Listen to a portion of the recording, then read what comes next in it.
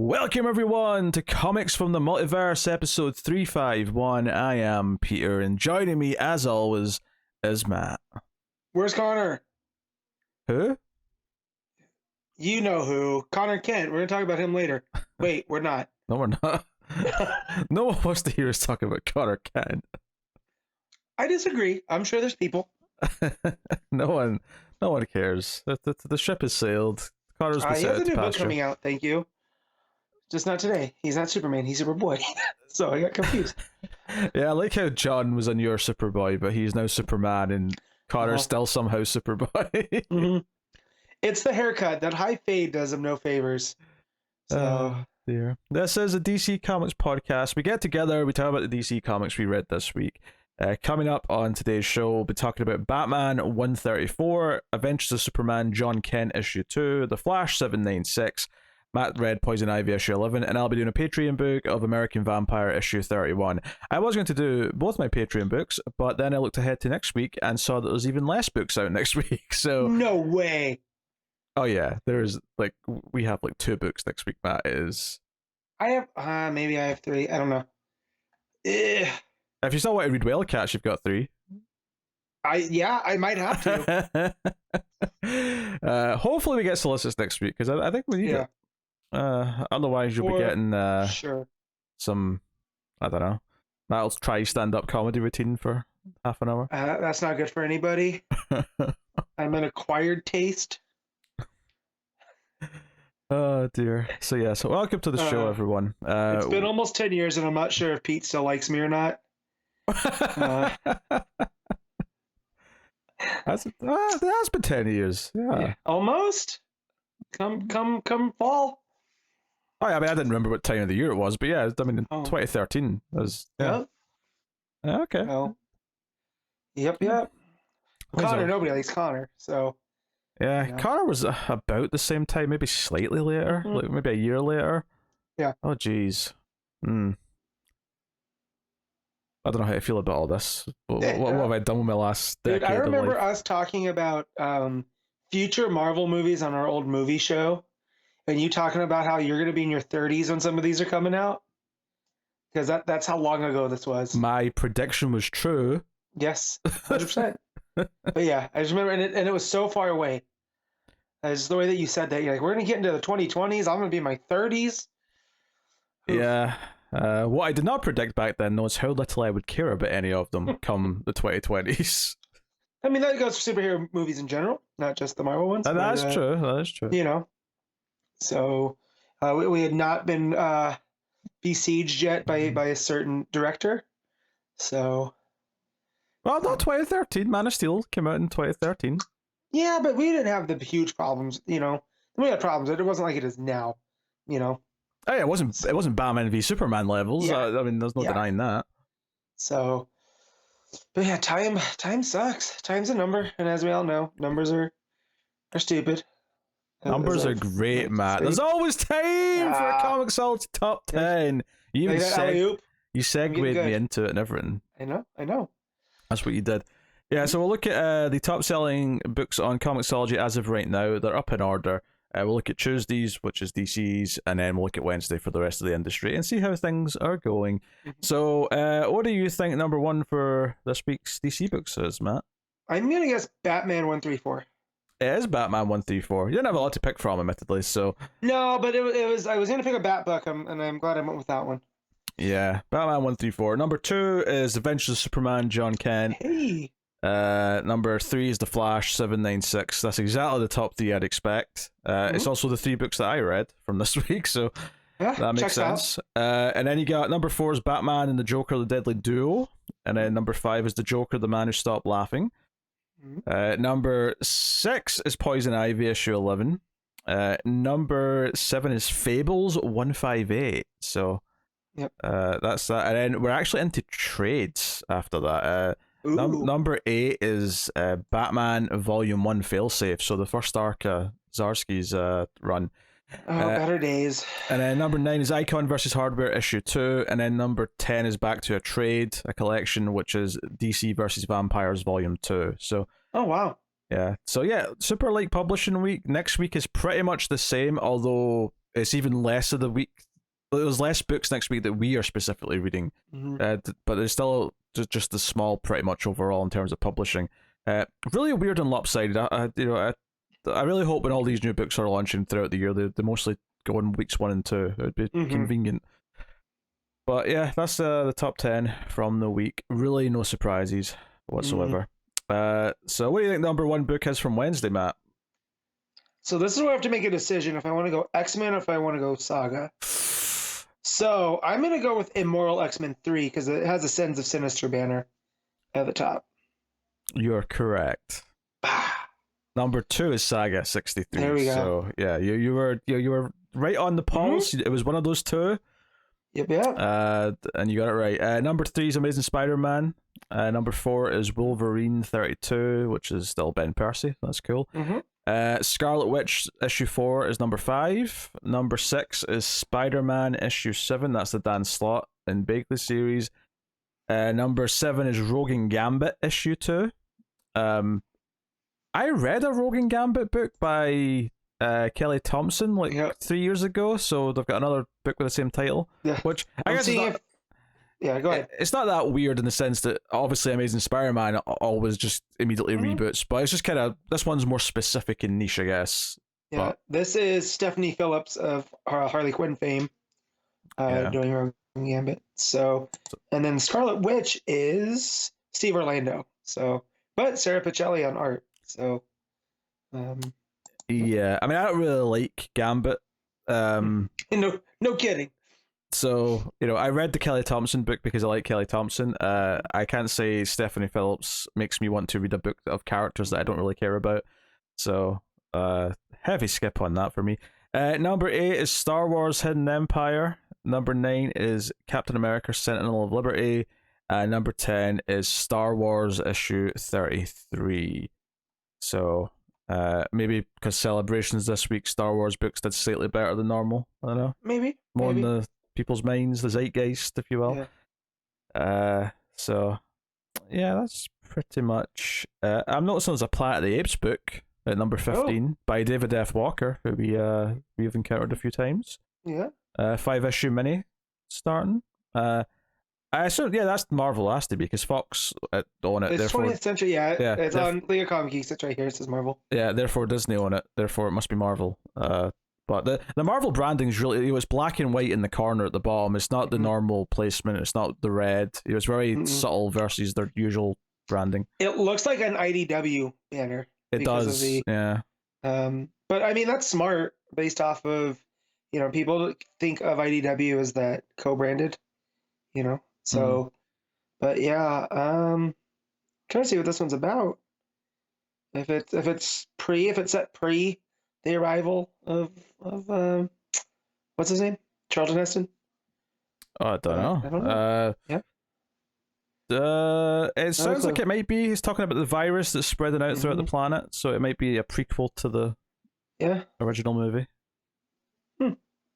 But yeah, cool. When we went to the Tom Devlin's Monster Museum, there's at the end like a movie theater set up, and you can watch. They just play documentaries around movie making and special effects. And I sat there and watched a half hour's worth of this Planet of the Apes documentary about the makeup, and got heavily invested in the story of this reconnection of two guys that worked on the film back in the 60s that had a big falling out.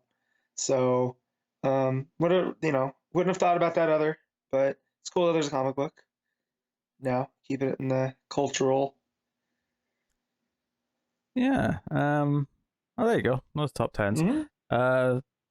Nothing super exciting to note this week, but there it be it. So we can move on. We do have not so much news, but we do have a movie trailer to talk about. Yeah. This week, because a trailer came out for a movie that I keep forgetting exists, and that is Blue Beetle, which is coming out this summer. So, what were your thoughts on the trailer, Matt? All right, can you guys get ready for this? I really like the trailer. If you got a guess, that would have been a positive take. It looks like Blue Beetle. It looks like the Jaime Reyes stuff that I've read. It seems like it has the right tone. There was a second though where I thought they really f things up at the start, where it's the camera's coming in and he's on like a next to a pool and he looks like a rich guy. He looks like he's he's a 1%er. Yeah. And he's like looking out over his Tony Stark like house, and then it does like a sort of little twist where he's actually just working there as a cleaner. And but for a second I thought, what have they done to Jaime? He's he's a poor high school student. Everyone's Bruce Wayne now in the MCU or in the DCU. And also reading the graduation day, there's a lot there because like as far as I was familiar with Jaime, he's from El Paso, and that's where the original series takes place. Here it opens up in Palmera City, which is kind of a take on, I think, Los Angeles. It's fictional though, right? Yeah. It's fictional.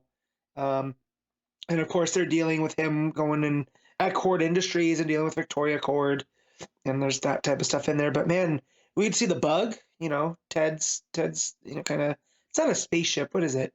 It's like just a ship. An airship. Yeah. And you got the Dan Garrett suit, and there's a lot there. The majority of the trailer is very much his like first interaction with the Beetle, and then the costume forming around him, and a couple of big moments with him in the costume, notably slicing down the middle of a bus. So I mean, honestly, it looks like a Blue Beetle movie. It looks about as faithful as you could have. I think the type of tone of this trailer is something I'm just sick of, just because all trailers have this kind of quick cut, let's throw in the joke here. There's a joke about Batman at the end, or which boy that caused some ripples. People. I honestly have not seen a single bit of discussion about this online. People getting upset, and then people coming to defense and being like, well, compare if this is supposed to be the Affleck Batman, it makes sense versus the some of the other Batman in live action. I don't think it matters. So, like, this is just one dude's opinion. Who cares? Right. But yeah, well, people like Batman, and if you tell them that he's on the wrong side of things, they get upset. So yeah, I mean the suit looked good. The voice talking to him seemed, like it all felt authentic enough to what a Jaime Reyes Blue Beetle should feel like, which is good. I think it's just this weird thing where I'm looking at it as an adaptation and I'm going, as an adaptation this looks fine, but as a movie I don't know if I care that much about it, if that makes sense. I mean, caring about an adaptation and not, I mean, this came in and the trailer been not zippy, but I don't know. There was something in the trailer that it really kind of nailed the Jaime Reyes, coming of age, coming into himself as a superhero, that I just appeals to me in general. If this had been kind of more of what we had gotten with some of these other, like even the Shazam trailer, where I was kind of like, I'm not too sure about this. It looks good, but I don't know. I don't know. It looks like I want to go see it in theaters. Will I? We'll see. It's coming out in August. It's still a while away. So. No, I'm just mean there's a separation here. I can acknowledge that it looks like it's adapting things well enough, but there's nothing about the trailer that actually makes me excited to watch this as a movie. Like, it doesn't look like it, there's not really much hint about the villain in it or what they're doing with like the plot beyond he's got the suit and what does the suit want from him and like all that stuff, which is fine. They can save that for a second trailer. I'm not. I feel this is just the superhero movie trailer, right? Where it's like, you guys are familiar enough with superhero movies that we're going to give you a taste. That's the thing, though. I've seen 100 superhero movie trailers, so nothing about this was that exciting. It just looked like another superhero movie. So, and it looks fine. But I'm not like, Yeah, the graphics don't look wonky. It looks well made so far. It looks very bright, which I appreciate. Because that Beetle costume is kind of crazy. So the fact that it is that, vivid blue, I appreciate that. Especially compared to where some of the colors were on the other DC movies. They're choosing to go almost the opposite way. So it's interesting actually, because I saw, I think James Gunn said something like, "Oh no, I've seen Blue Beetle, it's great, and it can very much be a part of this new universe." I almost feel like that's a little bit of damage control, because they realized that when they announced this whole new direction, that it kind of made all the things coming out before this new universe starts feel like redundant or feel like, oh, these can't really go anywhere then because they're kind of left out in the dirt. So, and maybe this will continue if they can just tie it into the new thing. That's fine. But I mean, if it feels like they're coming back and trying to sort of like, tape over. Oh no, don't worry. This can be important. This is important. We swear. Yeah, there's a little bit of that going on. It's like when a little kid tears up money by accident, and you have to tape up the money to take it in, and be like, oops, we're kind of, it still works, right? Because I felt the same about Shazam, where Gunn had said the same thing, where not as glowingly as it be. It's like, there can be room for Shazam in the new place. He's just focused right now. After that movie's box office, I don't think there's going to be room for Shazam. Yeah, I mean, I'll let you guys know when I watch it next week on at home on HBO Max. So, but man, movies are expensive now. That's why I didn't go see Mario last night. Gotta pick my spots. I'll be seeing it before I review it during the week. So, I'm not. Is that how that works? You see it before you review it? Yeah, I do. I know it's a radical concept. Yeah, I'm not. I'll say the lukewarm reviews for it have not filled me with much hope. Although it has pissed me off just to see people, because people seem to like the movie and they're mad at critics for being too harsh or whatever. So over this, and it just winds me up. I'm like, I'm more likely to side with the critics than I am with the regular people at this point. But here's my point: it doesn't have to be critics versus regular people. If you want to go see the movie, you're gonna go see it regardless of what the reviews say, right? Like, I was bound, set, and determined to see John Wick 4. There was no way that I wasn't going to go based off of bad reviews. You know what I mean? Like, so if you want to see Mario, who cares what the critics say? Go and enjoy it. Like, I don't get this at all. Like, especially with something as ubiquitous as Mario. Like, and if it sucks, I'll tell you it sucks after I've watched it. Right. Pete actually is honest about that type of stuff. Pete does not give a crap about, he is pretty honest. He's got that, what is that? It's not a scientific, but clinical. You're very clinical when it comes to your movie reviews. Okay. Versus some of my other friends who, will remain nameless, that when they like something, they really, really, really, really like it, regardless of its flaws. It's the best thing ever. Yes. It moved them. They felt something move inside them, and it touched the pit of their soul. We could be talking about one of two people, and it applies to both. So, and I tend to go more that side, but as I was talking to Ash this morning, I was like, I'm the guy that loves Halloween 3 after being told his entire life that it sucked. Yet, Pete had me watch it when we covered Halloween all those years ago, and it's my favorite Halloween movie to watch. Is it better than the first one? Absolutely not. But do I enjoy watching it because it's this weird thing that wants to be something different? Absolutely. So just, if you want to see something and you think it's worth your dollar, it's worth your monies, go see it. If you don't, then it's not really about that though. It's there's nothing wrong with liking a bad movie. I like lots of bad movies.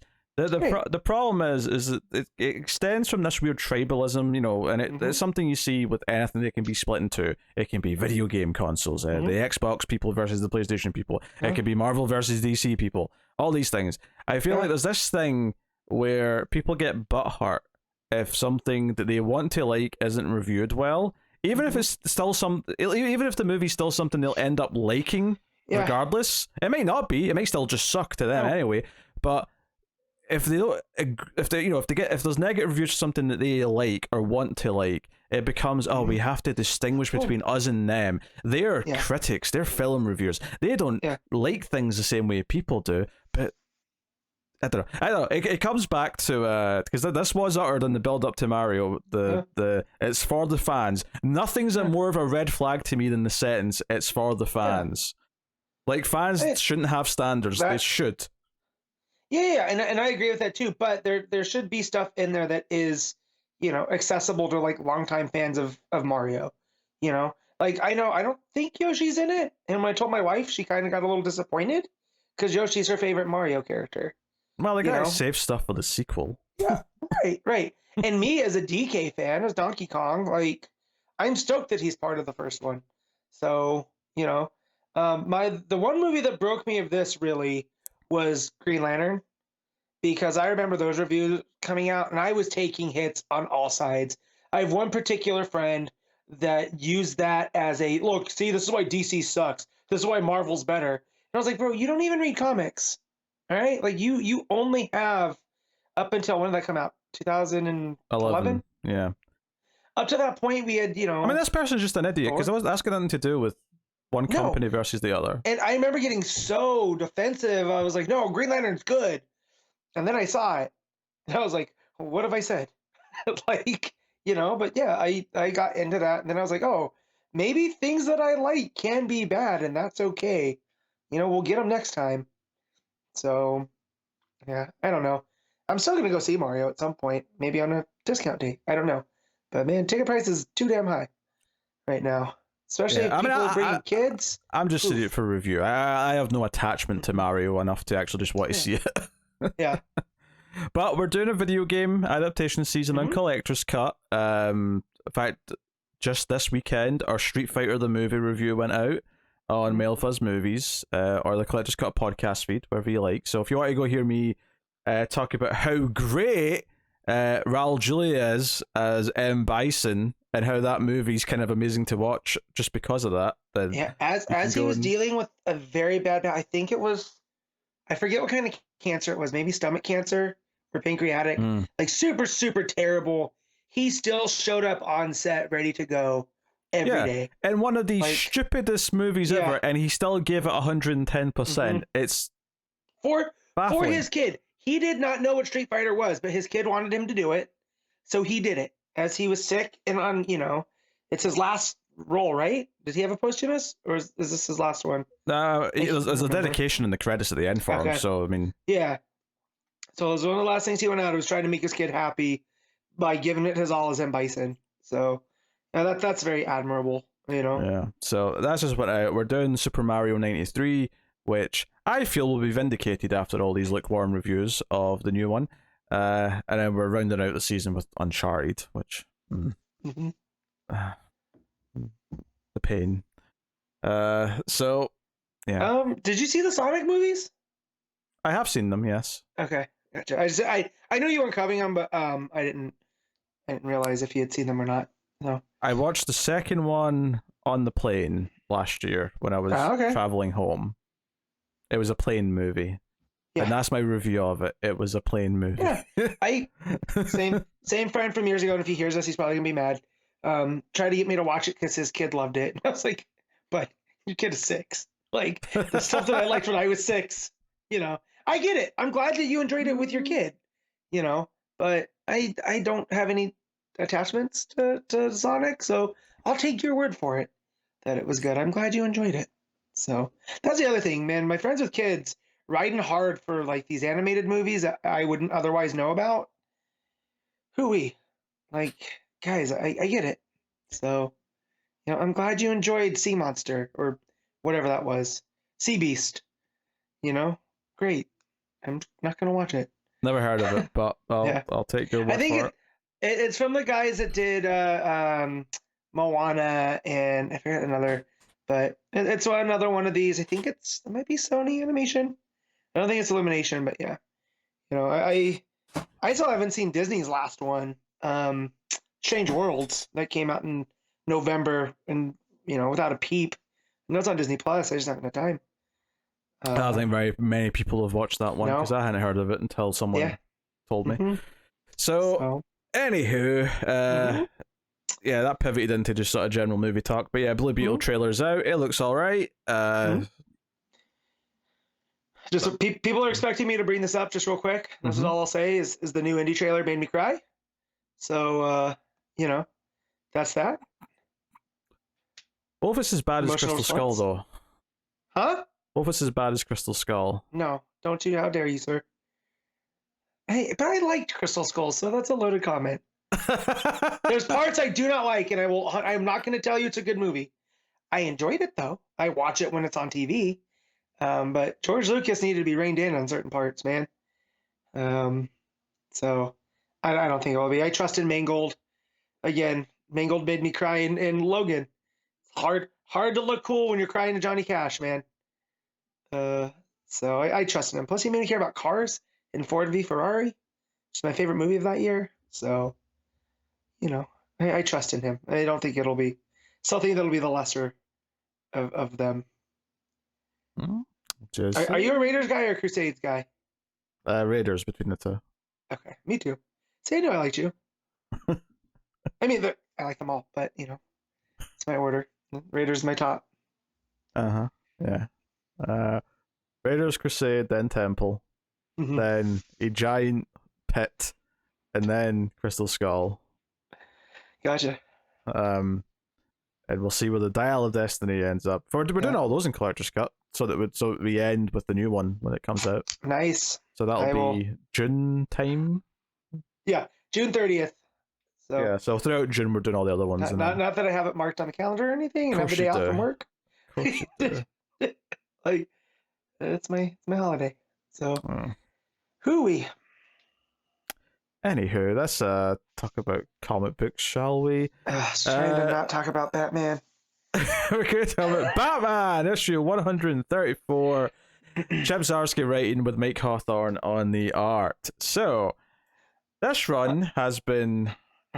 It's had its ups, it's had its downs, it's had its creamy middles. So had its precipitous drop into the abyss. Well, here's the thing, right? So, the failsafe arc was mostly good, but there was constantly these little ideas that were like, really, we're doing this? But then it ended up being really good. So for the most part, I didn't mind.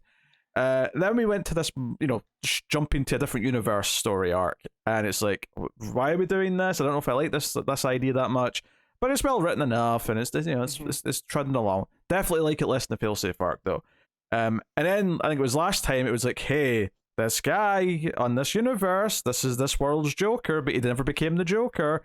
And it was like, I'm not really sure how I feel about them doing this, whatever. I can't even remember what I said, but, It was one of these things where, like, he might be able to thread the needle if he does something interesting as he's supposed to be the Joker, but in this world, without Batman, maybe he's up to some good. Right? There was this, maybe there's going to be a twist. I mean, I never really suspected that, but ultimately, this issue, I feel, plummeted me into, I don't think this run can fully recover from this for me. Which is basically to say, like, the rest of it might be fine, and I'm not going to stop reading it. It's still relatively well written and an easy read, and if nothing else, it's probably going to be entertaining to talk about. But this issue and what this arc has been doing is just kind of like, there's no way I'll ever look at this run as a special run anymore. Like, this is always going to be kind of a weird run, even if the rest of it's great to me now. I appreciate Zdarsky for taking big swings. However, this one, when he tries to explain some of the motivation, I just kind of blanked out. Do you know what the sad part is, though? Is I actually think there's a concept in here that's kind of interesting, but I think the execution is just so bland that it's impossible to really enjoy. So basically what we find out here is that the rich guy who's the Joker but not the Joker, he's Red Mask, right? Maybe we found out last issue, can't remember. But no, it was this issue. Right? Yeah. Which makes sense, because Red Hood, Red Mask instead. There was kind of a hint, right? Whatever. So he starts monologuing to Batman, and it turns out, in that this part of it, on its own in a vacuum, I can see this being a great story where this Joker on this Earth had some encounter with the multiverse where he actually saw through the eyes of the Joker, right? Like the real Joker that we all know from the main universe. And the feeling of freedom that he has because he's totally like left behind all reason, and because he's completely unhinged, and he's free to just be whatever he feels like.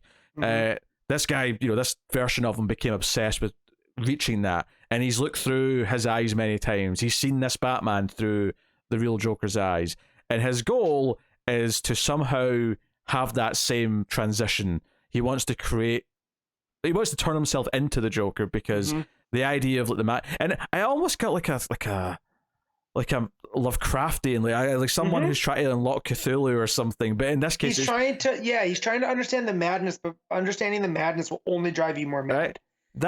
That all sounds like, it's on paper. I'm like, I don't like that we've named him and we're saying this is who the Joker is before he's the Joker. But on some level, I could see like a weird I don't, it's an easy way to say it, but I can see like a weird, obscure David Lynch version of this story that I love, where you're sort of unlocking that it's this guy trying to, access this really weird thing, this deep, dark, like insanity in his head, and that's what the real Joker is, and he's trying to reach that. That's all very interesting. The problem is that it's just a villain monologuing and explaining his story to Batman. There's even a line at the start of the scene where he says, "Oh, I've never gotten to tell anyone my genius plan before." Oh, so you're about to then? We're about to have the villain monologuing about what they're doing. I didn't really like it all that much, especially since all it kept doing was solidifying that this guy, whatever his name is what the Joker's name is. And then to just add insult to injury, we then spend half the issue with this universe's version of Ghostmaker fighting Batman. Ghostbreaker, Pete. Well, he's Ghostbreaker here, but he's because he has Venom now. And all it is they're fighting, and Ghostmaker's like, you've trained with so and so, and you've trained with so and so. This is fascinating. As someone that enjoyed the night, I will say I enjoyed Zdarsky tying that in just a little bit. But having to deal with Ghostmaker again, I stopped reading. And I was like, when is this part over? Okay, it's only a couple pages. I'll just breeze through. Because I appreciate the respect to recent continuity. I do. I hate when writers completely ignore what just happened in the other run. I do love that, but I just don't like this character. So the last thing I needed was more of this. And then on top of that, you've got a kind of maybe evil Superman locked down in this Arkham basement along with Lex Luthor. Did you understand that? What you mean, where Batman was able to intimidate him so much that he just left because he's effing Batman? with an evil eye, like he gave him the stanky eye. He gives him the Undertaker stare. Yeah, Batman. He says in his narration, "Roll the eyes back, do the voice," and I'm like, all right. I don't get it. So there's been these little hints though, because like when Batman survived free falling from the moon down to Earth, or just other moments where he's just a little bit too good at something, and we kind of like, oh, is this Zdarsky playing into what we don't like about Batman a little bit? And I say this as someone who loves Batman and thinks Batman's fantastic. You're obviously a bit more mixed, but we've had those problems with him, and I feel like this issue is like, I can stare down and scare Superman, and I'm like, this is a convict Superman that's been locked in this Arkham cave system that really a bad day, a dude rolling his eye back and screaming, Superman's just gonna go flick, right? He backs off in fear and flies away. It's just I don't know. And on top of all this, I thought he Charlie Dayed him. He did. He wild carded him. On top of all that, I don't think the art's that great. I think Mike Hawthorne's art in this issue, it's more miss than hit. It's got a lot of weird mouths. There's that first page where not Joker's talking to his boardroom and stuff, and he's just got these weird lips that are just kind of. Well, they're trying to drive home the Joker iconography, right? Of the smile with the mouth. They're trying to draw attention to it. I mean, they're trying to. It just kind of looks weird, though. It does look weird. There's so much conceptually, it's still well written for the most part. As much as I said, the execution is part of the problem. When I say the execution, it's not so much how it's written; it's more the execution and he's treating this story too straightforward. I don't know. I feel like if you're going to do some sort of wacky multiverse story where it's this guy who's really this universe's version of the Joker who never became the Joker, and he's had a glimpse of what the Joker is internally, and he's trying to kind of find that. That sounds like a cerebral, effed up, nightmare of a story that you could tell about someone reaching for that darkness inside them or something, right? And instead it's just, I'm going to monologue because I'm a supervillain. It's so freaking boring. I hated this issue. Yeah, I do like his punchline is called Crimson though, matching the theme, right? That she's still working with Joker, but instead of being punchline, she's a shade of red to go with red mask. So I thought that was pretty cool. I'm not gonna lie, the final plan, right? That he's gonna introduce this gas that's going to drive everybody crazy. It's like this toxin. And Batman stops it by throwing this massive switch. Very pulpy, very kind of fun. But so his backup plan is to release the man bats, which, you know, as a crazy thing, I thought was pretty funny. The leather wings, I think he called them at the end. Yeah, you have the leather wings, but they're all man bats. Yes, he releases his man bat experiments, on the side. Yes. Also, we should mention that when Batman shuts off the gas, Ghostbreaker cuts off his hand. So, what, is Batman going to get a robotic hand now or something? What's happening here? I still feel there's something to do with the multiversal Bruce, right? That has the energy of that was like 2 issues ago. He talked about the corpse of the Bruce Wayne from that world had multiversal. Oh, Jay's going to steal that hand? He's going to steal the hand of I don't know if it's going to steal the hand or there's going to be some timey-wimey, this is one of these things where it got to the hands cut off, and instead of gasping and going, oh my god, Batman just lost a hand, my first thought was very cynically, oh, this is something we have to fix now. Like that was my first thought. I wasn't lost in the moment of the story. I was like, oh, this is something we have to fix by the end of this arc or run. We have to somehow give him his hand back now. All I could see was the future writing issues with it, rather than the dramatic shock of the moment. Right. Oh dear. I'm gonna be honest. I didn't notice the hand got cut off, so now I'm trying to pull up my digital issue to look and see how I missed this. So there's a red panel just after he does the switch, but then the next time you see him in the next page, he's losing. He's got a stump. He's got a bloody stump. Right towards the end. That's where he Undertaker's the dude. Yes. Yep, I'm going. We also got the Alfred and Leslie stuff. That's what's it's like 2 pages. That's fine. I have no complaints. I liked it though. It was Alfred being like, Leslie, you gotta come. She's like, I can't. I'm a doctor. People need help. I can't. Oh yeah. Yeah. Oh, Matt's found it. He's finally found the page. There you go. I found it. It's on the same with Punchline as Crimson. It's the second. It's the second last page. Yeah. Oh my god. Yeah. Also, it's worth mentioning that the leather wings are all got backpacks that are releasing this gas. Poison gas. So they're still spreading the gas. So that's still happening. It's just this is more of an air deployment system. Right. Instead of sending it through the crane, they called it crane brain, which I thought was also great. It was a fun little rhyme. Yeah. The gas that was making everybody a little bit fearful that Joel had talked about. So, yeah. Yeah. I did not even realize he was missing a hand. He pulled away, he had a stump. I did not like this issue. The story concepts that it's doing, even though I think there's an idea in there that could be interesting, if it, like something that looks and reads like Arkham Asylum from Grant Morrison might fit that idea that some sort of demented sort of visuals and stuff. But this is just such a typical superhero comic, and nothing feels like a big deal. Like it just.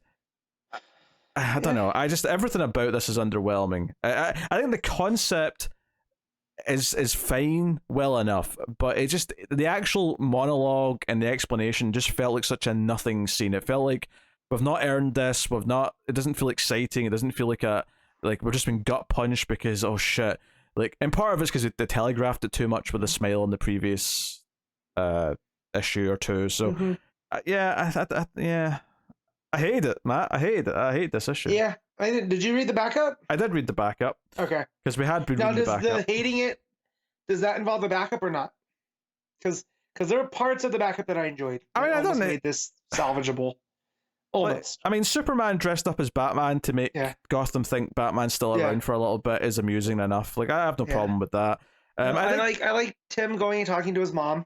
Well, see, I wasn't sure about this because it's not, again, conceptually I have no problem with it, but it's the same problem with the Joker or the other world confessing his plans to Batman, is that it feels so rushed and unearned. It just, Tim just decides to jaunt to a different universe on his way to try and save Batman. He's like, you know what, I'm going to dip out and go to a universe where my mum's still alive just so I can talk to her.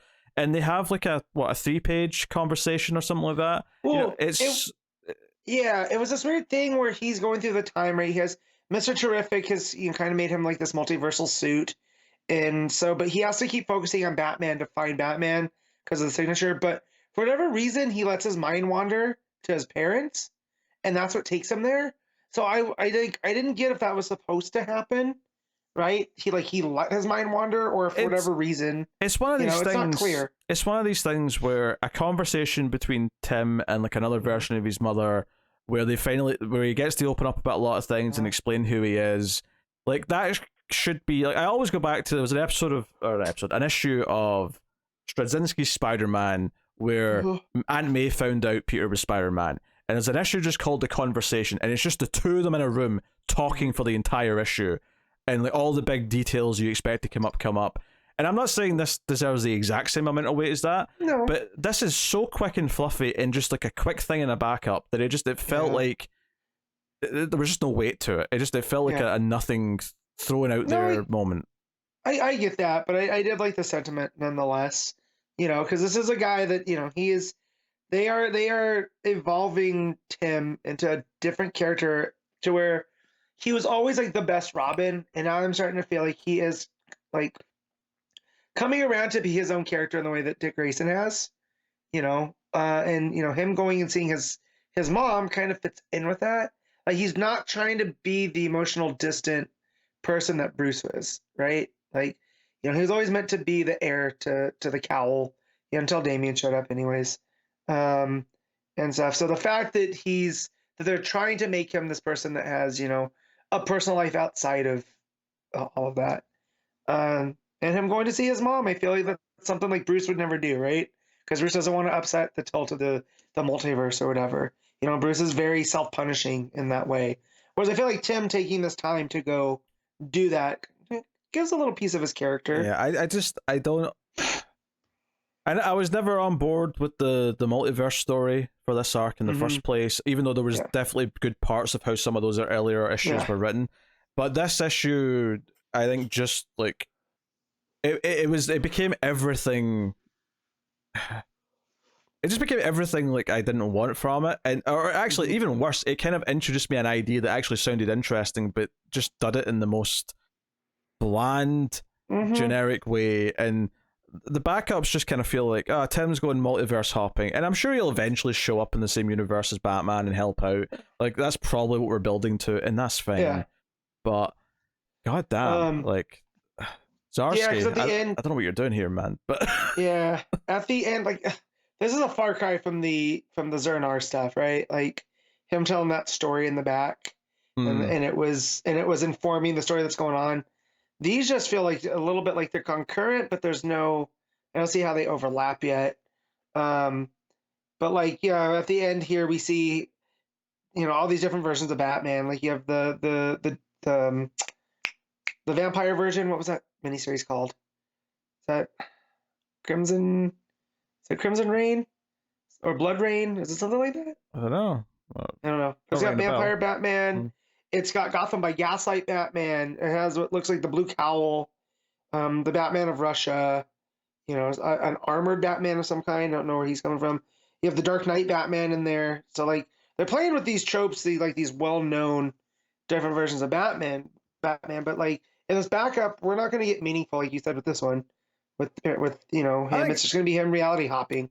Yeah, I think part of it is just that multiverse stuff is overdone right now. Although it is notable that we're going to talk about Adventures of Superman after this, and I think that's a good example of how to do a multi-universe story. Oh yeah. But that's because there's actual motivations, and there's already a tie to like characters in other universes, and there's things there. But there's proper stakes there that Taylor's been playing with. Versus here, where Zdarsky's just like, I'm telling a multiversal story right now. Yeah, and like so much of this, like, she's not my Selena. Don't get attached, Bruce. She's not my Selena. I'm like, oh god, I'm so sick of this trope. Like, I've seen it too many times. Yeah, I get you. Yeah, I saw it. So Pete usually he keeps his comic book opinions pretty much to himself until we record. And I saw it today as I was waiting for my food before we recorded, and I was like, oh man, we line up on this. I was too mad. I was mad. I didn't like the issue one bit, and Batman's got a stump. That might be my battle of the week now. I did not realize that. Granted, I read this last night. On the way to bed. So, might have just overlooked, but yeah. Yeah. Or I just was so disengaged by that point that I was just trying to get through the book. That's probably more probably more to it. So yeah, it's a shame because I don't, I would never have expected feeling this way from Zdarsky, but I just this arc ain't it. This arc just ain't it. Nope. So I'm not looking forward. Detective is so much better right now for me that it's not even funny. All right, what are you rating Batman 134? I'm giving this a 5. Yeah, I'm gonna go with a 4. I'm gonna be extra solid. I probably would have went with a 5, but I also didn't think the art was. I thought the art had like sort of smooth, like simplistic faces at times. I wasn't feeling it too much.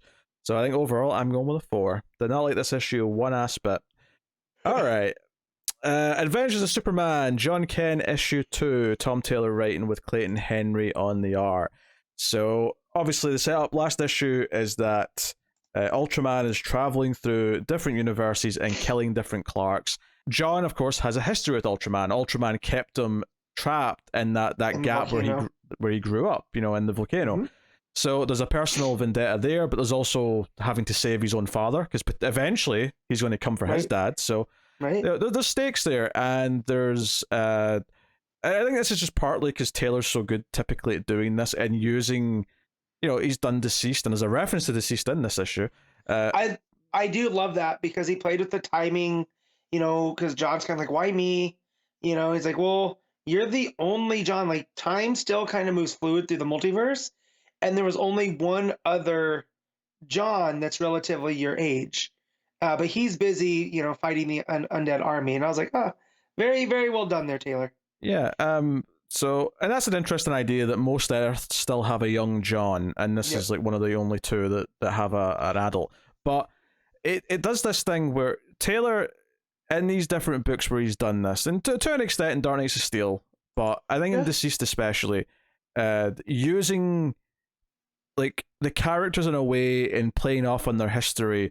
And I think this is no different here, where it's using the backstory of John to fuel how personal this story is. So even though we're multiverse hopping, none of this, is about, oh, I'm in a different metropolis. Okay, there's a Perry, but it's not my Perry. Oh, there's a Lois, but it's not my Lois. Like, yeah, the Red Tornado is a Lois, but they know that. That's not crucial, right? Yeah. That's not. But not only does he know that, this Red Lois knows that because she's involved as well. Like, we don't have to go through this dance of like, like no one really knows like who's really like who here and whatnot.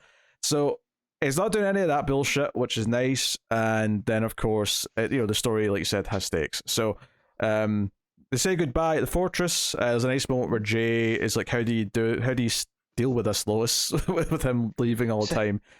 And she's like, just make him promise to come back, because Superman never breaks a promise. So there was a little bonding between Lois and Jay. I like that too, because Jay goes to her, how do you do this? And she's like, I just make myself stay busy. And then Jay, like, not buying that, goes, no, like, really though. And that's where she comes out, and it felt like this really nice connection, like you just said, between the two. Superman will never break a promise. So. Yeah, well, it's the first time, at least in a long time anyway, where another character other than Lois is like, with a super character and has to deal with them rushing off. Obviously, we do it with all superheroes to a certain extent, but Superman does fly off to other planets and shit, so he tends to be gone on bigger sprouts. But so they don't know what Earth they're going to. They just know they're tracking Ultraman to whatever Earth he's went to next. And obviously, the big reveal of this issue is that we seem to be in the Injustice universe, because Injustice Superman is going to be making an appearance by the end of it. We'll get to that. So I want to know how Ultraman is multiversal hopping, because I feel that Ultraman is just a piece to this, right? I feel like he's the bullet, but someone is firing it. So, there's so many options out there at this point, because for him to jump into the Injustice universe and not realize that, what's special about that Clark, it just seems almost like an oversight, so I buy that from him though. He's just arrogant. Like, that's true. I don't think he's looking ahead to what universe he's going to. I think he's just hopping and didn't realize he was going to get more of a fight on this one. But it's actually really nicely set up because Ultraman, they're flying around. Ultraman like flies through the red tornado and then grabs the Phantom Zone projector and sends sends Valzod and Red Tornado to the Phantom Zone, right? And that's cool, right? So, and then he's fighting John. And on the build up to Injustice Superman appearing, there's this Ultraman keeps saying to John, like, you'll never win because like your father, you have a weakness, you have compassion, you'll always hold back, so I'm always going to win.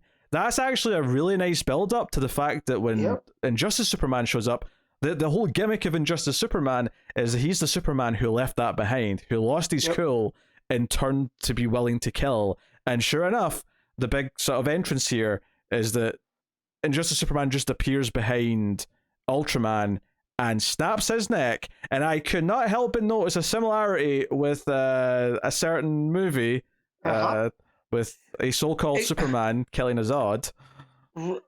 Right.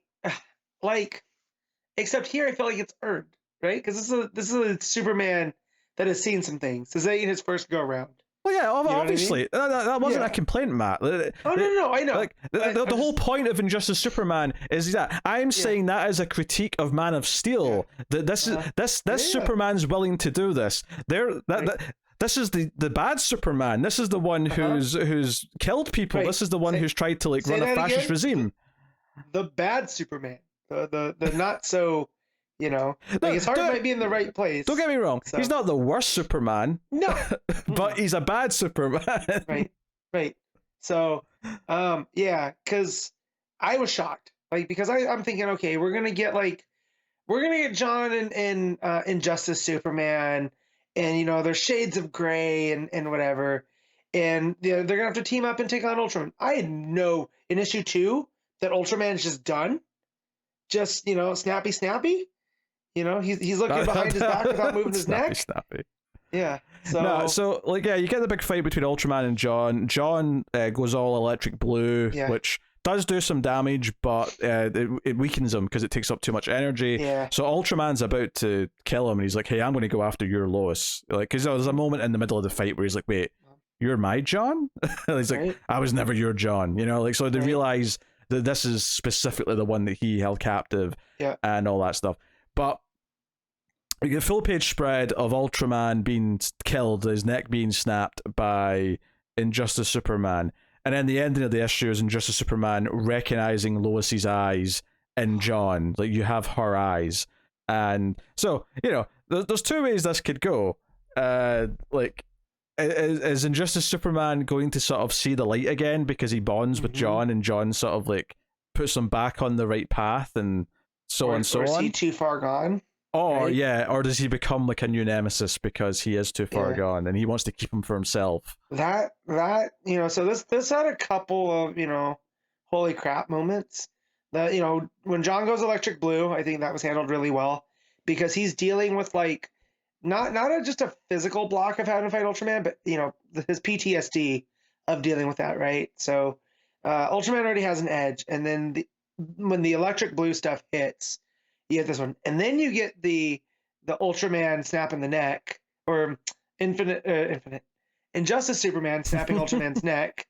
There's so much going on here, right? And then the closer, the absolute hammer, is you have her eyes, and knowing that Lois's death at his own hands, is what kicked off Injustice. It's just, man, Tom Taylor going for the dagger right to the heart.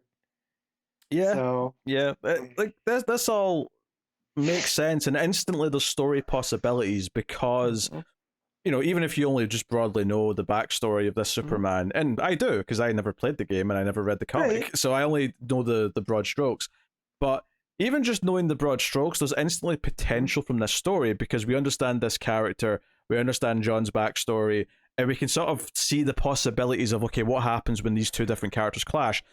To compare that to Batman, where we're in this new universe and everything's just sort of made from scratch, and I'm not saying you can't do good stories that way, you absolutely can, but the difference here is that everything here is instantly kind of tantalizing because it's like, okay, we know these characters, we know their backstories, we know how some of them bounce off of each other, and we know what impact this might have on their, on John specifically, like what dealing with a version, like how's he going to feel about a version of his father who's like this? Not like Ultraman, who was just like super evil and that was it. It was simple. This is a Superman who was good, lost his Lois, and then like turned. And so how does John deal with that? It's a lot more complex than just Superman from an evil Earth.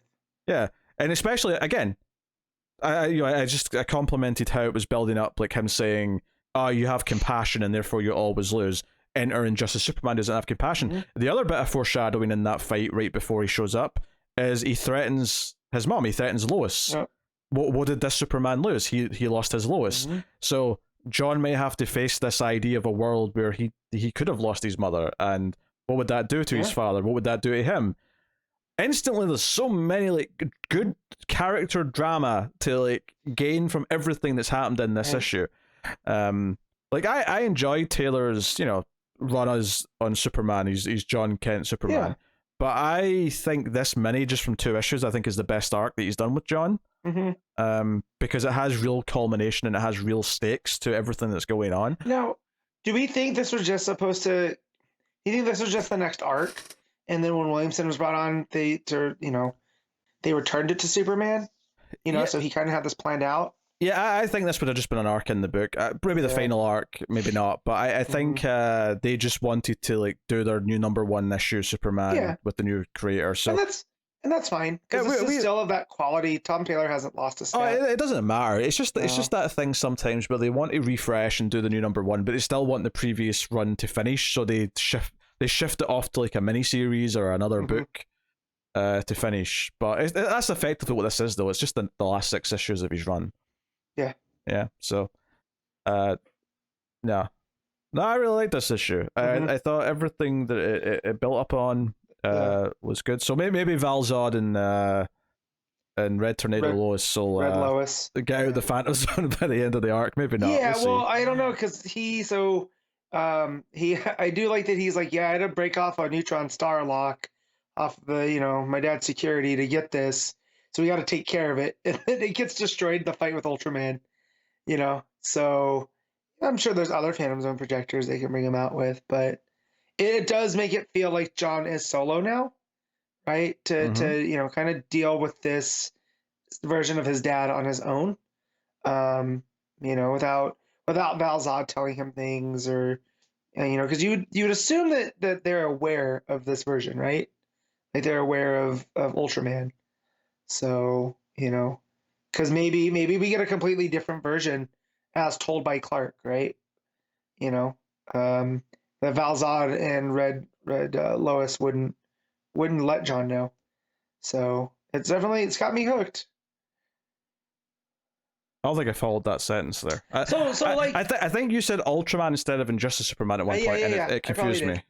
You're fine. So what I meant is, now John's by himself, right? So he's with Injustice Superman. He doesn't have Val, doesn't have Red Lois with him, and so now he has no idea about this world.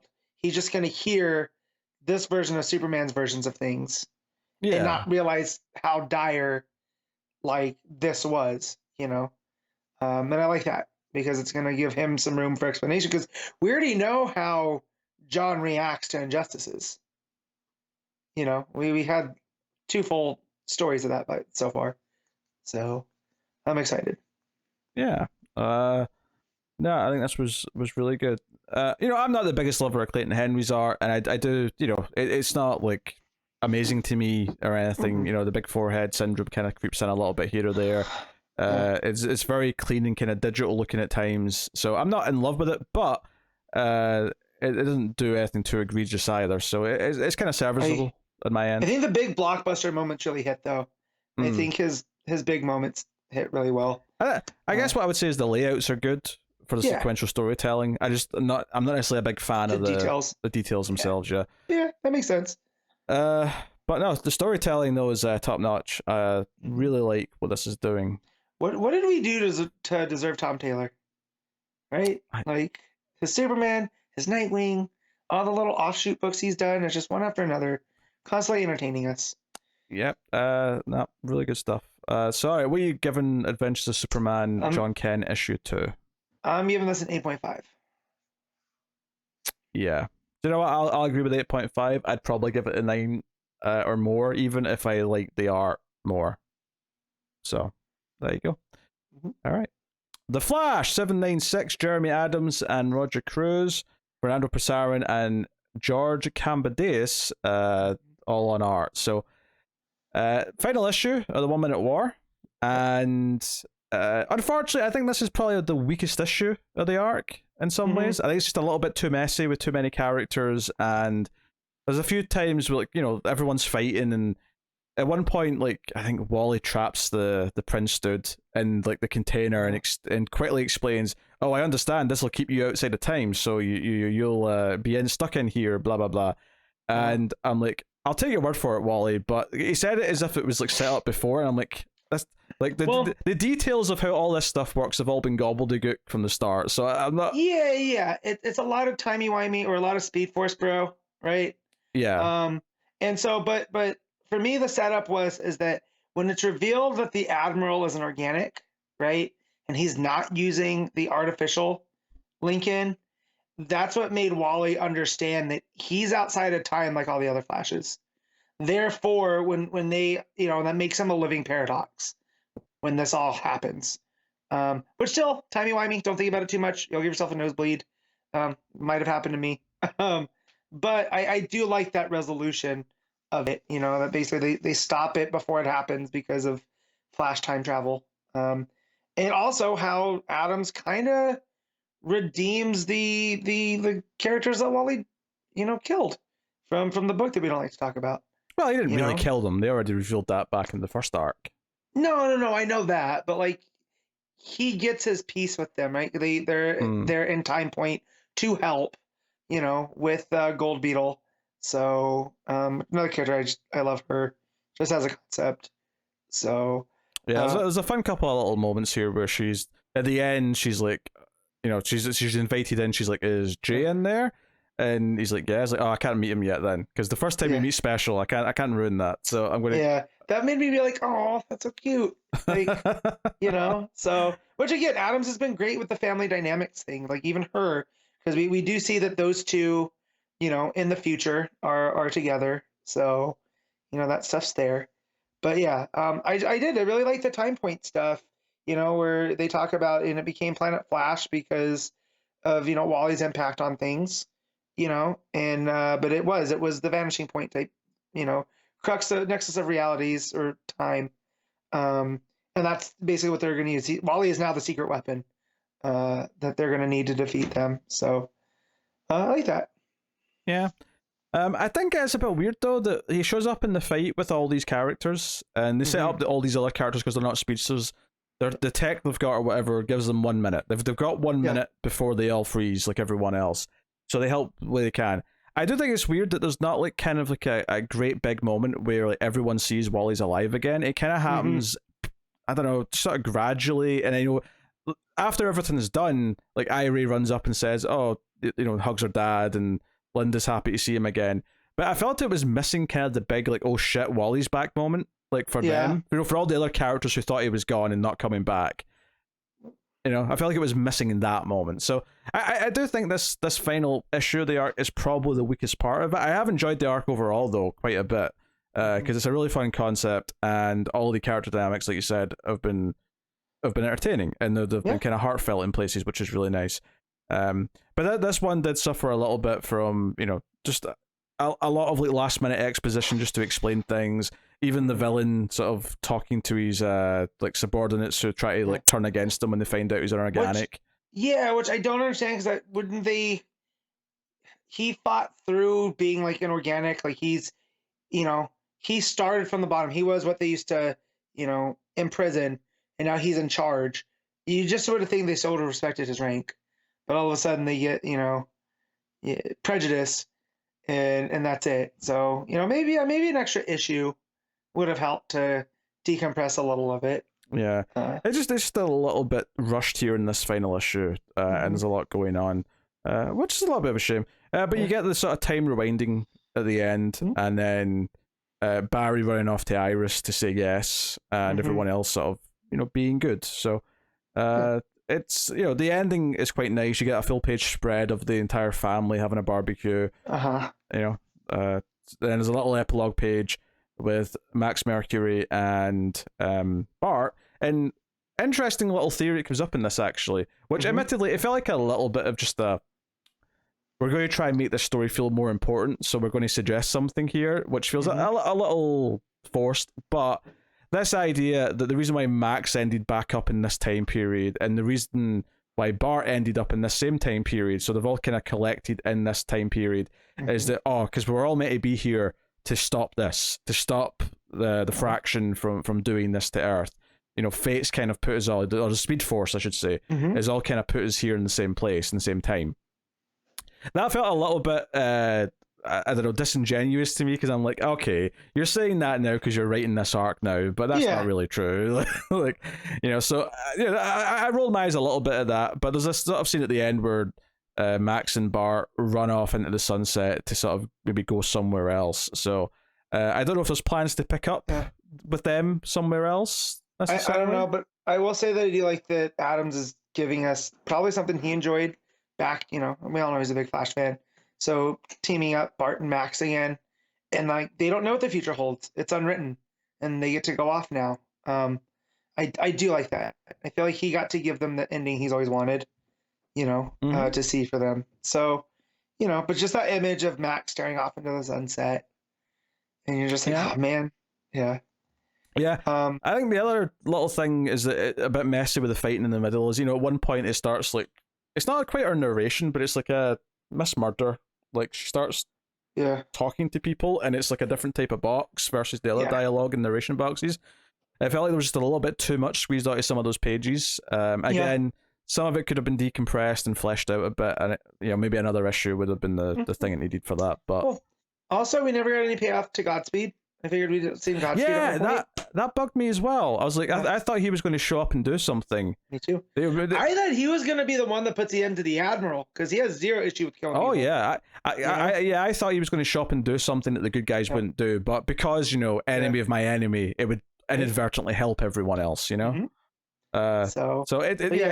because obviously the idea of what are the evil speedsters doing in the world whilst this is going on is an interesting idea, and it was cool to bring it up in that short story in the special, but I really thought it was setting up that he was going to show up and do something. So that was a bit disappointing. Sure. I will say what other evil speedster do we have out there right now? Who's keeping track of whether or not Zoom or Thawne or right? Because Thawne's locked away wherever, right? Because of Infinite Crisis things. And then who knows? I know someone's handling Zoom because there was a tease in one of the solicits. What about Mina? Has she still got powers? She's still zipping around? Yeah. What was she? Black Sun, black hole, something like that. But she wasn't really evil. She was kind of neutral. Bart's clone isn't around anymore. Forget even his Inertia, I think his name was. Yeah, we didn't have to have like tons of them though. I think no. But I'm just thinking like, what other? It'd just be Godspeed really that I can think of. Godspeed been used to represent the ideas fine enough. Yeah, like, you have to do it with one, but it was it's just a shame that they never actually did anything else with them. Anything else, yeah. So, but that family barbecue page I like too, because there's a lot going on here. Like Iris is showing Jesse Quick her ring. And just everyone's kind of around. It feels like a very nice, moment here. So I'm just also trying to figure out who everyone is. Is that who's with the backwards hat? Oh, I'm not looking at it. I don't know. Oh, gotcha. Is that supposed to be Bart? I think it is. Yeah, it kind of looks like Roy. We also have the thing with the speedster they found inside the thing, who says his name's Wade, and there's a guy, Wally's got an uncle named Wade. Who have you been named after? That's right. So just a whole lot of fun stuff. So curious to see where he takes it now that we know that his run's ending. See what these last couple issues are before it switches creatives. Yeah, I hope it's just family stuff and sort of epilogue to the run type stuff, because obviously there's not enough time to do like a proper big story now. Honestly, it's a shame that it's such a messy, overstuffed final issue of the arc, because I was hoping this arc from the early stuff was going to be this like really prominent Flash story that stands out. And I think now it's ended, I'm not sure if it is my favorite story that he's done in the run. I think it maybe just falters a little bit too much at the end to take that crown. I still like the story overall, but I will say this final issue is a bit weaker than the rest of them. For sure. Yeah, like you said, a little bit too convenient in places.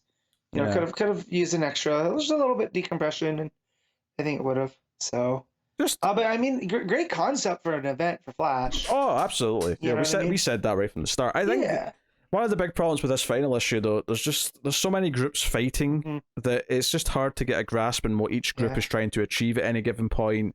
What the rules for success are. You know, like, everything's very kind of what's the word I'm looking for? Very not whimsical. Wobbly, not wobbly. Everything's wishy-washy, I guess is what we're trying to say. Everything's a bit wishy-washy as far as like what's going on. So so I'm probably gonna rate this one down a little bit, but it's, you know, I'm still enjoying the run, and obviously I hope these last couple issues we get from it are nice send-offs. What are you giving? Oh, actually, that's the other problem. Before we get to the rating, 3 artists did stick out. Yeah, it was very back. That just added to the haphazardness of it, to be honest. Yeah, and none of the art styles really match or complement each other really well. So I gave it a kind of a messy kind of vibe for this, you know, end of a story. So kind of don't want to see that. It just felt like a hodgepodge, you know, because it wasn't too bad when it went from, like, you know, Flash Planet to like the regular fight, because okay, that was a different planet, or there was you know, whatever. But yeah, then it kind of changed again towards the end, and it was kind of I don't know, it wasn't working for me too much. Okay. All right, what are you rating the Flash 796? I'm gonna give this a 7.5. Yeah, I'm actually gonna go down to a 6 on this one. I do think it was a bit too messy to really rate much higher, unfortunately. Gotcha. But you know, it is what it is. All right. Poison Ivy, issue 11, WIllow Wilson writing with Marcio Takara on the art. Take it away, Matt. Yeah, so Pam and the health retreat for Gloop are still tripping off of her lamia spores that have adapted from her. You know, people are feeling like empathetic, like they can kind of, because they're connected because of the spores that came from Pam, they can kind of feed off of each other's emotions, and they feel comfortable around each other. And there's just this feeling of warmth and love. Janet, who's Pam's friend, is like, so wait, why can't we do this all the time? Like this is like an ideal utopia.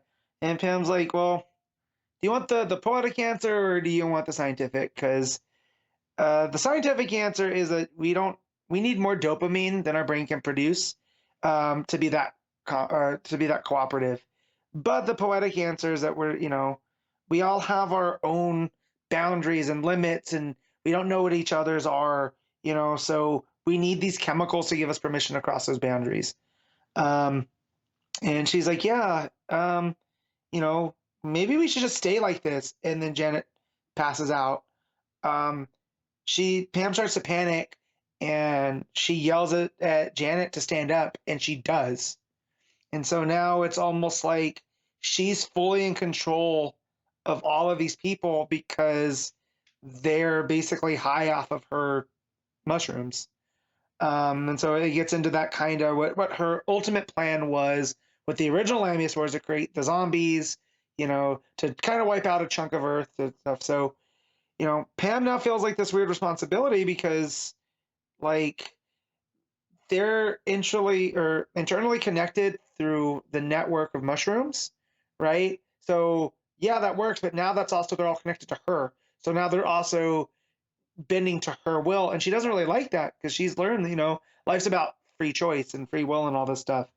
And so, she's like, well, I mean, if we're so connected, let's do some good. I'm the center, I'm the mother, right? And so there's this semi truck that's speeding through the area, and Pam and the group stop them, and the truck drivers complain because it's a couple, and they decide that they're going to drive through the crowd anyways.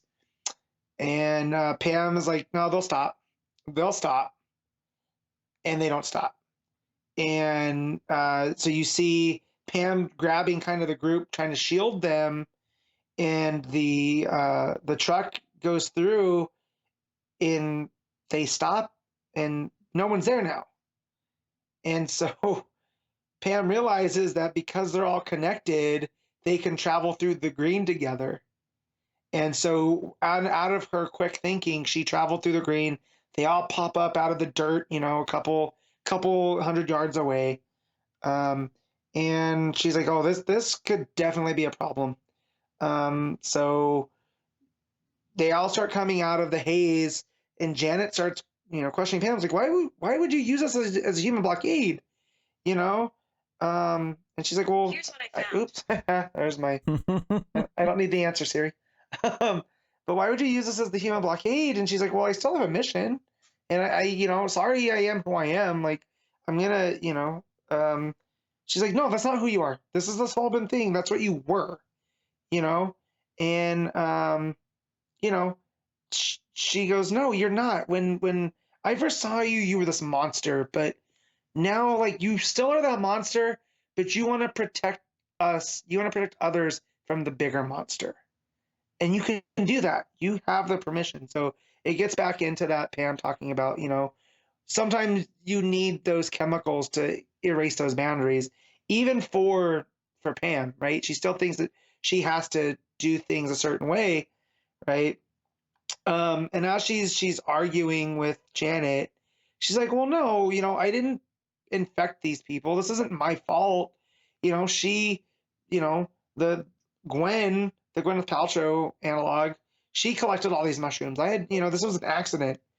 And Gwen pops up out of the dirt finally, and is like, well, no, how were we supposed to know this was going to happen? She starts trying to shift the blame, and she tries to blame it on Pam. And so Pam, goes into that, scary psychedelic version we've seen of her, and she starts backing Gwen down and being like, well, no, you were rushing. You didn't even check to see if these mushrooms were edible.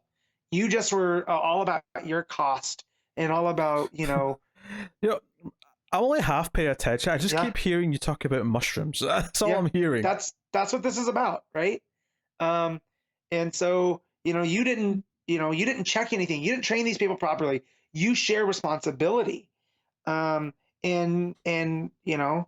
Pam gets to be the big monster here, and she's yelling at this Gwen, and she's in full, like, Monster Ivy mode, where Janet stops her, kind of reminds her that she's, not going to do this stuff anymore.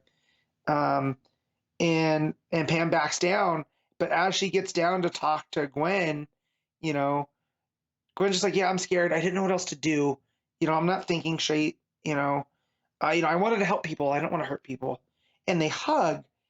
And as they hug, Gwen starts coughing, and Pam realizes that the Lamia spores from before are still active. And so essentially Gwyneth Paltrow explodes into a mushroom colony. And it looks like the mushroom colony is alive now. So it used this as a way to evolve past Pam's control. Definitely feels like we're heading towards the end of a story here. But yeah, there's this arc has been completely about the mushrooms and them being used. Like, they're not necessarily bad, right? And that even from research and stuff that I've heard, the various podcasts, that like people that dose with whatever I don't know the full scientific, so I don't want to say it wrong, but basically the hallucinogenic portion of mushrooms also opens up empathy pathways. So like in small doses, they can use them in like therapies to make people kind of balance out. And I feel that's what G. Willow Wilson's getting at through all of this, is that, Pam doesn't want to necessarily be the bad guy. She needs to find the balance, right? She still wants to save the earth, but, so she's had those empathy channels open through this contact with the mushrooms, but now the mushrooms are trying to, do things their own way here. They don't care what's in their way. They're just still trying to spread.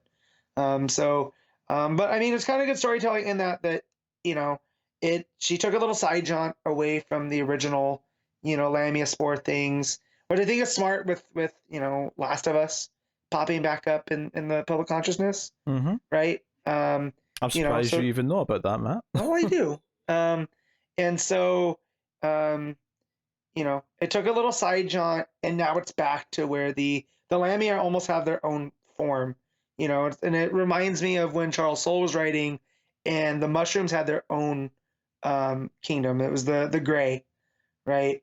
And this feels kind of in vibe of that. So they're still kind of part of the plants, but not really. So they're kind of using her control, but it leaves Pam in a middle spot. The art by Takara is great because it gets, it shifts from these, beautiful pages with like psychedelic colors to complete monstrosities. And it's got like this watercolor element to it, and it's still some of my favorite art every month, like without saying. But yeah, pretty strong issue. Feel like we're coming to the end of a story again. And yeah. So that was Poison Ivy 11. I'm gonna give this an 8.5. Okay, very good. And somehow you almost talked about a mushroom kingdom there, so we're almost back to Mario. True. By the end of the conversation. Very well done. Yeah, so every month on patreon.com/MailFuzzTV, you can make myself or Connor read a book in one of the higher tiers. So I have 2 to do, but I'm going to leave one till next week because, well, next week has very little books. So yeah. I'll leave one for then. So I'm going to do American Vampire issue 31. In the last issue, if you recall, was this steamy, dirty, filthy, with Skinner and Pearl, right? Yes. Yes. I didn't even get to the word sex, but yes, that's what I was getting at.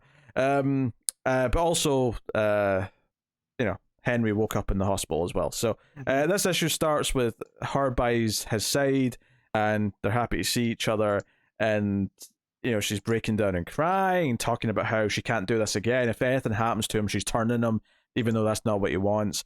There's an interesting little bit of backstory she brings up about how I think she's talking about her parents, but she's talking about how her mother would say that all of the lines and the wrinkles like on her skin would bother her, but her dad would be like, no, that's like a map of like everything you've ever done. Everything good or bad is kind of in your skin. And Pearl talks about how she doesn't have that because she's a vampire. Like she's not getting wrinkles. She's like, it's almost like her life isn't happening. It's not been mapped out. I thought that was an interesting little thing to throw in there to sort of point out, give it some meaning to the fact that she's not aging beyond just the obvious. But her and Henry reminisce. They look at like a photo book that she made up, and it's like photos of them all the way back from the 20s when they met, through the decades up to the early 50s that they're in now, and it's all all of this has this bittersweet kind of undertone because we know how the last issue ended, right? All of it has this sort of sick feeling in your stomach because you know what she just did, and she's really apologetic. She's saying, hey, I had to do things while you were asleep, and she wants to talk to him, and maybe implying that she's going to tell him, that she's going to be honest and open about it. But like they get interrupted. He's got some medication to get, and she goes off. So yeah, very emotionally charged opening scene because we know the audience, like what's just happened. She goes to see Skinner, who's already leaving for the next person on the list to go kill, and she's like, wait a couple hours and then she can go with, and he refuses, and she tries to bring up, hey, that thing that happened, and he's like, so what, we screwed, no big deal, and he gets very confrontational. The scene to me really plays like he's jealous that Henry's woken up, like he was finally getting somewhere, because he goes on this tirade about how she doesn't mean anything to him. He only turned her to use as a pawn against the coven at the time in the 20s, and the only reason why he's not killed her in the decades that have followed is because he just doesn't care enough about her to even bother killing her.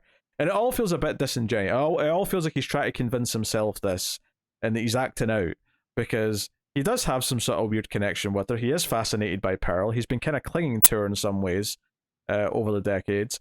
And they finally went somewhere with it, and now the actual love of her life is back awake and alive and all the rest of it. So it kind of feels like he's projecting and trying to cover up what he's going through. So in that sense, it's a really well written scene. Like, so effectively what this comic book is up till now, which is like 2/3 of it, has been 2 long scenes with just dialogue, but everything's got this undertone to it. Everything's got some like motivations behind what they're saying. Yeah, it's all subtext. Yeah, it's all feelings. It's all these things, and they all work because everything's been set up properly. There's actually a little hint of the. I don't see a subtext in your. Oh my goodness! Shut up! I need a new watch. My watch is going rogue. It might be Skynet at this point. Anyway, so there's a reference to the Dracula mini that obviously I talked about before I did this arc. Lord of Nightmares. They mentioned that Hobbs is away doing that. Calvin's talking to the other guy. But I don't think I realized that the other guy might be the character from the arc from a couple arcs ago that Hobbs recruited, because he mentions that. I don't think I ever caught his name. But yeah, so they talk about where the Coven might be hiding and all the rest of it, and Pearl goes off to investigate this old, basically a prop graveyard. It's just like a big sort of like junkyard full of like old movie props and shit. Thinking that the old movie producer vampire Bosch might be there, or Bach or Balk or whatever his name is. Bloch, maybe Bloch. I'm saying Bloch because I'm Scottish, but maybe it's Bloch. Anyway, Yeah. so she goes off to find him, and the art here is really good. It's got that sort of like bright sun. It's the desert, and he steps out, but his face is all burned because of the previous events, and she ends up in a fight with all his vampires, and they start to wear her down a little bit. We get the classic Albuquerque long nails and the teeth and the splashes of red as they're fighting. And the big cliffhanger for this issue is that Bloch is not the leader of the Coven anymore, and he reveals who is. And this was actually a surprise because I thought he was going to reveal Skinner. Instead, he revealed Hattie, Pearl's friend from the start of the book, who also became a vampire from back in the day. But she's got the Chelsea smile, the Joker like cut from her lips that go up her cheeks. She's got that going on.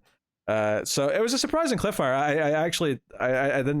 I don't know if I read this far before. I think I did. I'm pretty sure I did actually, but I didn't remember. I'm gonna have to check. This. What issue is this? 31.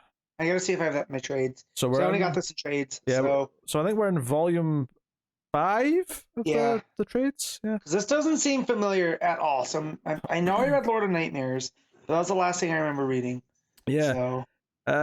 No, it's a pretty solid issue. I think this arc I've not loved. It's kind of almost hurt because the Dracula arc was so good that this kind of felt a little pedestrian by comparison. I do think this has been the best issue of this arc though, just because all the writing and those conversations and the subtext that went along with all their feelings really worked. It was like the entire first scene I'm thinking I know what Pearl's feeling, and it's making me feel a little sick inside because she's like feeling guilty. And then the scene with Skinner, Skinner's clearly acting out because he's jealous and because he wants her, and he's like all of those things work so well. It's a really well written comic, and the art's good too. Obviously, it doesn't get to flourish as much as a scene or a comic that's more action packed. This one's a lot more talky, but obviously the expressions look good. Things like Skinner try to look away when he's trying to leave and not talk to Pearl. Just the little moments like that really help and flesh it out. But good issue. Excited to see what it does. I'll say I'm not super invested in like the hunt for this vampire necessarily. I think like obviously it ties back to the first arc and all that, and it's got a history with Pearl, but that's not the part of the story here that's interesting. The part of the story here that's interesting is just the personal stuff with the main characters. Unlike the Dracula story where it kind of succeeded on every front, where I really cared about the threat and the menace. They really built him up. Whereas the movie producer vampire from the he was always just kind of like he wasn't the focus of that story. He was a device. He represented the elite and all that, but he wasn't like a big character in and of himself.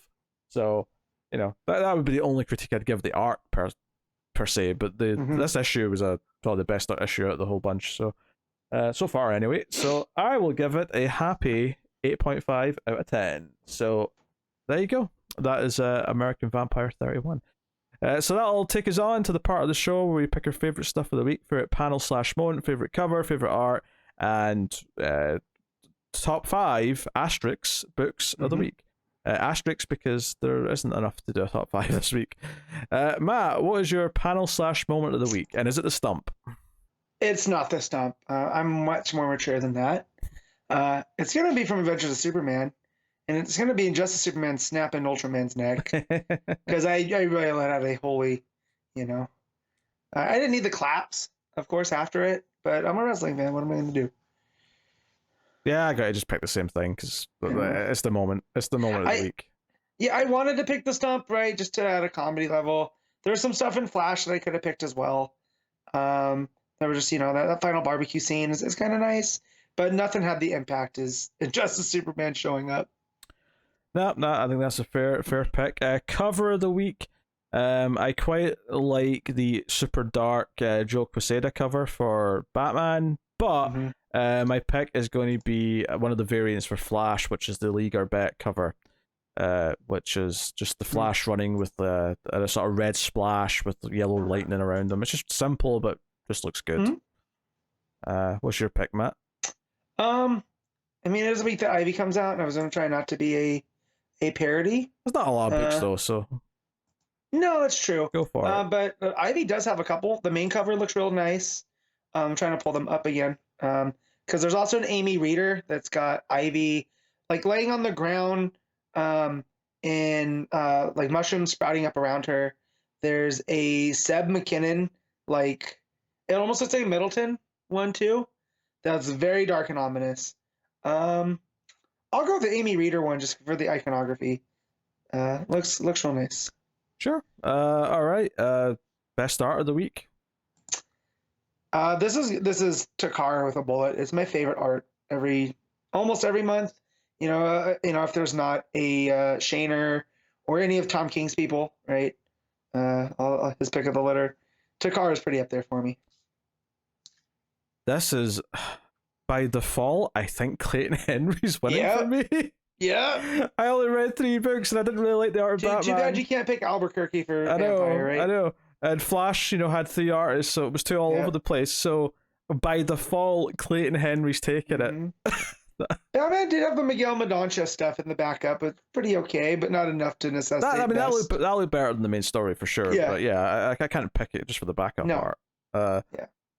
So, all right. Shocking. All right, rank your books, Matt. Go. Number 1's going to be Superman, Adventures of Superman, John Kent. 2 is Poison Ivy. 3 is Flash. And then, 50 pounds of dirt, and then Batman. Number 1's Adventures of Superman for me. Number 2 is Flash. Number 3 is Batman. It's that simple. So there you go. That is the rankings. I will tell you what's coming out next week from DC Comics. We have Superman Lost issue 2. We have Danger Street issue 5, which is also the entire list of books that I'm reading for next week. Also out is Lazarus Planet Revenge of the Gods issue 3, Batman Incorporated issue 7, Wildcats issue 6, Batman The Adventure Continues season 3 issue 4, Multiversity Harley Screws Up the DCU issue 2, The Sandman Universe Nightmare Country The Glass House issue 1, The Batman Scooby-Doo Mysteries issue 7, and Mad issue 31. So unfortunately that issue 1 from the Sandman stuff is kind of a sequel to another book, otherwise I might try it, but oh well. Because it's Tynan, of course, and I like Tynan, but it's Tynan. Yeah, it's not actually really a new thing. It's a follow-up, so oh well. Give us solicits DC next week, please. Yes, please. Give us something to talk about. Yeah, that'd be lovely. But yes, jeez, and then the following week is, not packed, but packed enough. It's just a healthy week, to be honest. It's not super packed. Yeah. It's just normal, but it feels packed compared to these 2 weeks. I have 7 in 2 weeks, so yeah, 7's fine. 7's like a normal amount. That's perfectly fine. I'm happy with 7. Once you get to 9 or 10, it feels like a big week. It's pushing it maybe a little bit, but you can cope. But 2, I mean, damn. Anyway, there you go. That's the show. Let us know what you thought of this week's comics. Of course, you can, like, subscribe, ding the bell for notifications on YouTube, or of course, rate the podcast on iTunes, wherever you get your podcast from. And you can support us financially over at patreon.com/MailFuzzTV and feel warm and fuzzy on the inside. Yes, please. And whatnot. You can $5 tier, you get the show a little bit early, late Saturday night whenever it's ready. Or look at it this way, it'll be there for when you wake up on the Sunday as opposed to waiting for the public time. Or, of course, there's bonuses on there for the other like movie podcasts and stuff that we do. So if the thought of me and David talking about Street Fighter: The Legend of Chun-Li from 2009, which stars like 2 or 3 different actors from various CW DC shows. Yep. Including Kristen Crook, who is a horrible actress in the lead role. If that sounds like a fun time, freaking Lana. you could go check out that on Patreon. But that'll do the show. If you had told me that she would have been the least problematic female lead, I wouldn't have believed you. Well, just because she's shit doesn't mean she was going to be problematic. No, I know, but just about everything that happened with Allison Mack, that's always a shocker, Colts kids, not even once. So yeah, I'll just also thank our Patreon producers before we wrap up. So thank you to Tyler Hess, Cindy Palacios, David Sharp, Borna, Christopher Moy, David Brown, and Al Tradesman. It has been a pleasure, relatively. I say relatively because I only read 3 books, and my ratings were an 8.5, a 6, and a 4. So I was all over the place in terms of quality for me this week. Who needs Connor to give out low scores when Pete's here on a slow week? That's the thing, though. It's not like I had 8 books and just 1 or 2 of them stunk. Yeah. I had 3 books. Yeah. So Batman stinking like really left a bad taste in my mouth. Yeah, a real bad taste. All right. Well, thank you for joining us, everyone. This has been Comics From The Multiverse. We'll see you again next week. Keep reading comics, watch that bloody stump, and remember to never get lost in the Speed Force.